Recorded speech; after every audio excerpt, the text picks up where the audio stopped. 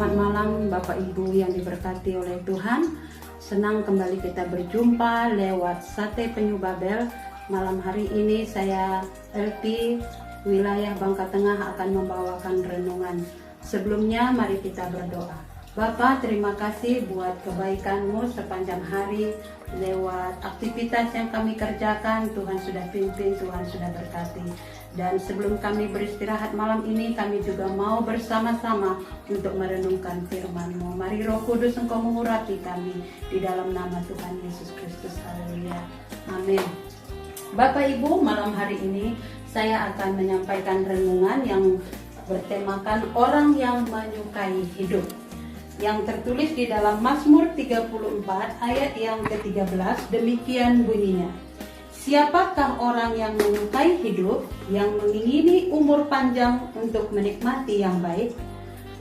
Apakah Anda orang yang menyukai hidup? Tentunya kita semuanya menyukai hidup. Jika pertanyaan tersebut diajukan, maka siapapun pasti akan memberikan jawaban yang sama. Aku menyukai hidup dan aku ingin memiliki umur yang panjang dan menikmatinya dengan baik. Tetapi bila kita membaca Mazmur 34 ayat yang ke-10 sampai ayat yang ke-15, maka kita akan mendapatkan pelajaran yang sangat berharga yang akan menjawab pertanyaan di atas. Dalam firman Tuhan tersebut dikatakan bahwa untuk menerima kasih Tuhan dan berkat-Nya, kita harus menjadi anak Tuhan yang hidup menurut dan dengar-dengaran akan firman-Nya. Orang yang menyukai hidup adalah orang yang hidup, pertama, hidup dalam kekudusan dan ketaatan. Itu ayat yang ke-10 dan 12. Sebagai anak-anak Allah, kita dituntut untuk hidup kudus dan taat pada ketetapan-ketetapannya.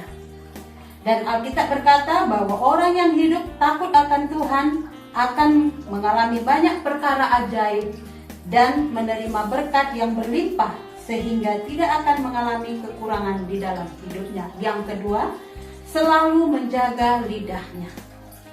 Orang yang menyukai hidup adalah orang yang selalu menjaga lidahnya terhadap yang jahat dan bibirnya dari ucapan yang menipu. Lidah kita harus selalu kita kendalikan dan kita pergunakan untuk memuliakan nama Tuhan. Lidah kita bukan untuk mengucapkan kutuk, tetapi mengucapkan berkat dan segala sesuatu yang baik. Hidup dan matinya seseorang juga ditentukan oleh lidah yang kecil tetapi berkuasa. Jadi, sekalipun lidah itu kecil tapi punya kuasa. Itu ada di Yakobus tertulisnya. Dan yang ketiga, orang yang menyukai hidup adalah orang yang suka mencari perdamaian. Ayat yang ke-15.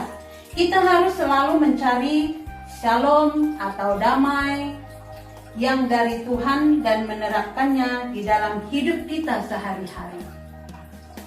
Ini berarti kita harus selalu hidup berdamai dengan sesama kita dan membawa damai yang telah Tuhan berikan kepada kita untuk semua orang. Orang yang suka berdamai adalah orang yang menyukai hidup, karena dengan kita berdamai, kita akan dapat menikmati hidup yang Tuhan anugerahkan. Memiliki hidup yang panjang di bumi dan menikmati berkat-berkat Tuhan selama kita hidup adalah anugerah dan bonus yang Tuhan berikan kepada orang-orang yang hidup takut akan Dia.